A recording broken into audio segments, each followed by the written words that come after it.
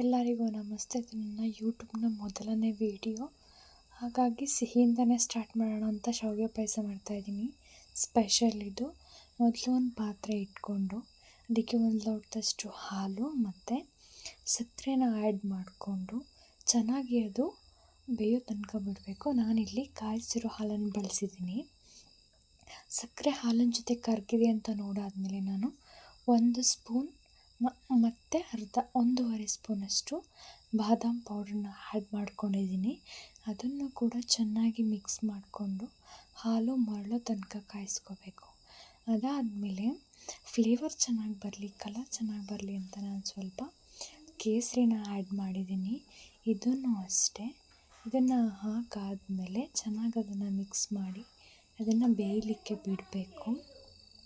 ಇದು ಚೆನ್ನಾಗಿ ಬೆಂದಿದೆಯಾ ಅಂತ ನೋಡಿಕೊಂಡು, ಸಿಹಿ ನೋಡಿಕೊಂಡು ಅದಕ್ಕೆ ನಾನು ಹುರಿದಿರುವಂತಹ ಶಾವಿಗೆನ ಆ್ಯಡ್ ಮಾಡ್ತಾ ಇದ್ದೀನಿ. ಶಾವಿಗೆನ ಉರಿ ಕಮ್ಮಿ ಮಾಡಿಕೊಂಡು ಹಾಕಬೇಕಿಲ್ಲ ಅಂದರೆ ಆರಿಬಿಡುತ್ತೆ.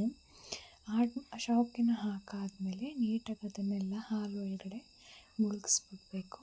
ನಂತರ ಅದನ್ನು ಮಗ್ಚಿ ಬೇಯಿಸ್ತಾ ಇರಬೇಕು. ನೆಕ್ಸ್ಟ್ ಇದು ಈ ಕನ್ಸಿಸ್ಟೆನ್ಸಿಗೆ ಬರೋ ತನಕ ನಾವು ಅದನ್ನು ತಿರುಗಿಸ್ಕೊಬೇಕು.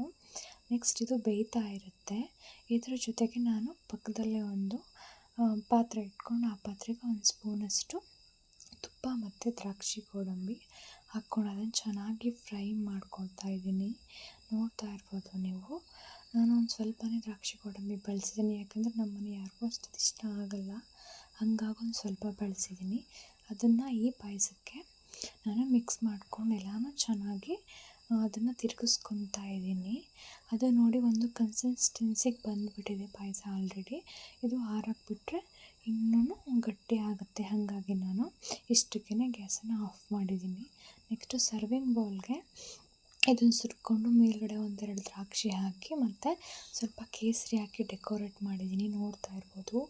ಬಾದಾಮಿ ಶಾವಿಗೆ ಪಾಯಸ ಎಷ್ಟು ಚೆನ್ನಾಗಿ ಬಂದಿದೆ ಅಂತ. ಇದು ಮಾಲ್ಟ್ ಹಾಕ್ಕೊಂಡು ಯೂಸ್ ಮಾಡ್ಕೊಂಡು ಮಾಡಿರೋದು. ರುಚಿನೂ ಅಷ್ಟೇ ತುಂಬ ಚೆನ್ನಾಗಿ ಬಂದಿದೆ.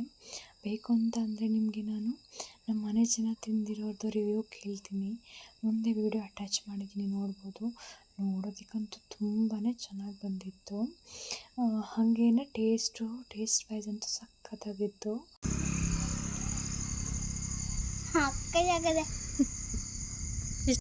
ಹೆಂಗದ ಪಾಯಸ? ಎಲ್ಲ ಸರಿಯಾಗದೆ. ಸೂಪರ್.